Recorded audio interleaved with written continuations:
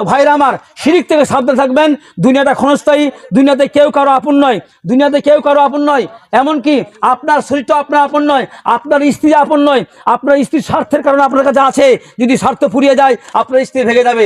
আপনার ছেলে মেয়ে আপনার আপন নয়, আপনার ছেলে মেয়ে স্বার্থের কারণে আপনার সাথে আছে, স্বার্থ ফুরিয়ে গেলে ছেলে মেয়ে আপনাকে ছেড়ে পালিয়ে চলে যাবে, কলকাতা বিয়ে করে ওখানে সংসার করবে। বুঝতে পারছেন?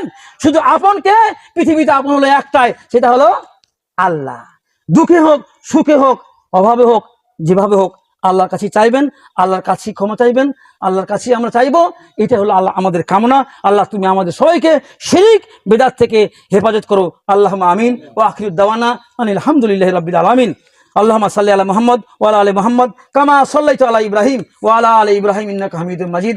আল্লাহুম্মা বারিক আলা মুহাম্মদ ওয়া আলা আলি মুহাম্মদ কামা বারাকতা আলা ইব্রাহিম ওয়া আলা আলি ইব্রাহিম ইন্নাকা হামিদুম মাজিদ। সুবহানাকা আল্লাহুম্মা ওয়া বিহামদিকা আশহাদু আল্লা ইলাহা ইল্লা আনতা আস্তাগফিরুকা ওয়া আতুবু ইলাইকা।